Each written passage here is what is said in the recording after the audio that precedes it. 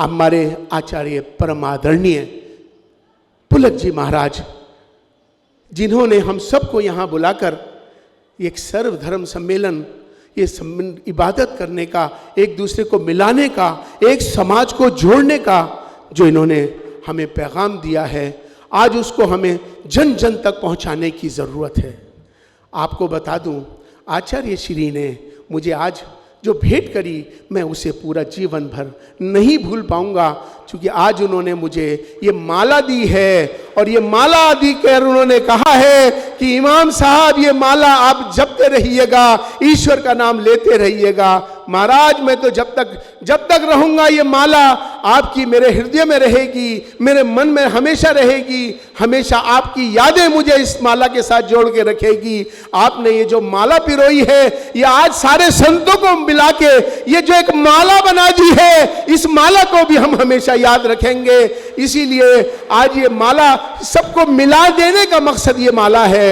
आज उन्होंने मुझे एक कुरान की भेंट की। कुरान एक संत, दिगंबर संत, अगर कोई किसी संत को अगर कुरान देता है, उसको, चूंकि ये हिदायत की किताब है सारी इंसानियत के लिए, पूरी कायनात के लिए, तो मैं इसके लिए भी आपको आभार प्रकट करता हूँ, इसके लिए बहुत आभार प्रकट करता हूँ और बहुत आपका शुक्रगुजार भी करता हूँ। और अल्लाह ताला से दुआ करता हूँ कि अल्लाह ताला आप सबको हिदायत की तौफीक अता फरमाए।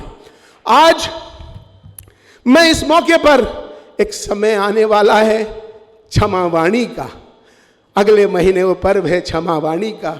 मेरे परम आदरणीय आचार्य श्री जी ने कहा कि लखनऊ के अंदर जब भगवान महावीर की मूर्ति को कुछ चंद लोगों ने खंडित किया, हर समाज में अच्छे लोग ज्यादा हैं, याद रखना, हर समाज में अच्छे लोग ज्यादा हैं, हर समाज में चंद लोग खराब भी होते हैं, लेकिन अगर चंद दो चार खराब हैं तो सारा समाज खराब है, ऐसा बिल्कुल नहीं है मेरे भाइयों बहनों।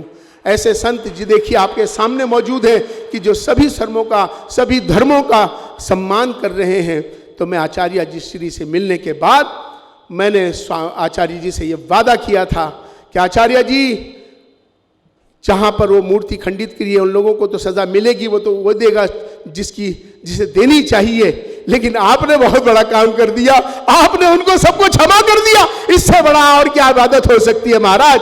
आपने उसी वक्त मुझसे कहा था कि हमने सबको क्षमा कर दिया।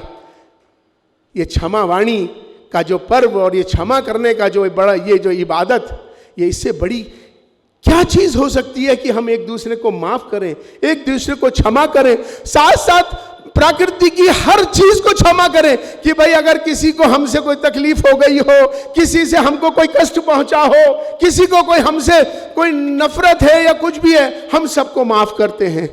तो ये माफ करना ये बहुत बड़ी इबादत होती है जो ईश्वर को बहुत ज़्यादा पसंद है। मैं आज इस मौके पर यही कहना चाहता हूँ कि अपने समाज, कोई भी धर्म हो, सबकी सब इज्जत करनी चाहिए। हमारे सबकी धर्म जरूर अलग हो सकते हैं, हमारी सबकी जातियां जरूर अलग हो सकती हैं, हमारे इबादत करने के तरीके जरूर अलग हो सकते हैं, लेकिन हमारे यहाँ जो सबसे बड़ा धर्म है वो इंसान और इंसानियत का धर्म है। हम भारत में रहते हैं, हम सब भारतीय हैं। आओ हम सब मिलकर भारत को मजबूत करें, भारतीयता को मजबूत करें। राष्ट्र सर्वोपरि है, हमेशा इसका हमें ख्याल रखना चाहिए। बहुत कुछ कहने के लिए था, बस यही मैं कहना चाहता हूँ कि हम सब आपस में मिलकर प्यार मोहब्बत से रहें। एक वाकया, चूँकि अभी एक त्यौहार हमारा कुर्बानी का होता है, जो अभी को तकरीबन 1 महीना पहले गुजरा है, जिसको बकरीद कहते हैं, कुर्बानी का त्यौहार। एक बार क्या हुआ कि दिल्ली के अंदर ग्रेटर कैलाश में हमारे एक मुरीद, जो कि न्यू फ्रेंड्स कॉलोनी में, क्या बात कही आपने, याद दिला दिया, न्यू फ्रेंड्स कॉलोनी में हमारे एक सलीम कुरैशी और जैन साहब का दोनों बंगला बगल बगल में।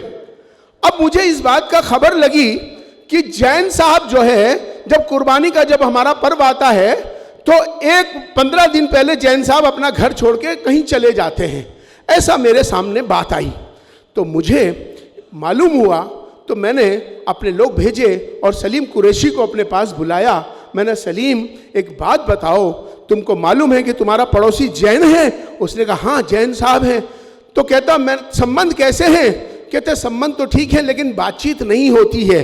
तो मैंने कहा आपने इस पर विचार किया कि तुम्हारा पड़ोसी तुम्हारे साथ बातचीत नहीं रख रहा है, ऐसा कौन सी वजह है? तो कहते मुझे नहीं मालूम।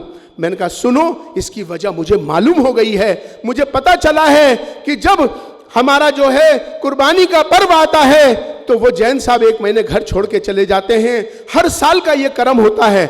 लेकिन आपने कभी उनसे ये कहा कि जैन साहब आपको तकलीफ हो रही है, आपको चूंकि आपको दिक्कत हो रही है? तो उन्होंने कभी आपसे कहा? उन्होंने कहा नहीं। मैंने कहा सुनो, आज से अभी पर्व आने में 1 महीना बाकी है, तुम मेरे कहने से अपने सबसे पहले जैन साहब के घर जाना और जैन साहब के घर जाके ये कहना कि जैन साहब मैं आज से ये त्योहार अपने दूसरी जगह जाके मनाऊंगा, मैं आपको यहां से नहीं जाने दूंगा। और वो यही हुआ कि जैन साहब के जब घर गया तो जैन साहब की बेटी ने दरवाजा खोला तो उनकी जैन साहब की बेटी हैरान हो गई कि सलीम भाई कैसे आए। सलीम भाई ने कहा कि मैं आज मिलने आया हूं भाई साहब से, और मैं आप ये तय किया है कि इस साल नहीं, हमेशा हर साल जब ये पर्व आएगा तो मैं 1 महीने पहले अपनी आपको जाने की जरूरत नहीं है, मैं जाऊंगा यहां से अपना पर्व मनाने के लिए, लेकिन मैं आपको कोई तकलीफ नहीं दूंगा। उसका नतीजा ये निकला कि दोनों के अंदर ऐसा प्रेम हुआ, दोनों चूंकि कारोबारी थे, दोनों के अंदर कारोबार हो गया, दोनों भाई मोहब्बत से रहने लगे। ऐसी मोहब्बत हुई कि एक मिसाल बन गई दोनों की कि दोनों कारोबार में आगे जाने लगे, खूब कामयाब होने लगे। तो आज ही कहने का मकसद यही है कि जब हम एक दूसरे का सम्मान करेंगे, एक दूसरे के धर्मों का सम्मान करेंगे, एक दूसरे की महापुरुषों का सम्मान करेंगे तो हमको भी पूरा सम्मान मिलेगा। आज ये हमारे आचार्य श्री ने जो हमको सम्मान दिया है, ये सम्मान इनको लिए, ये इनका सम्मान सबके लिए होगा। तो यही हमारी मकसद है, यही हमारा पैगाम है।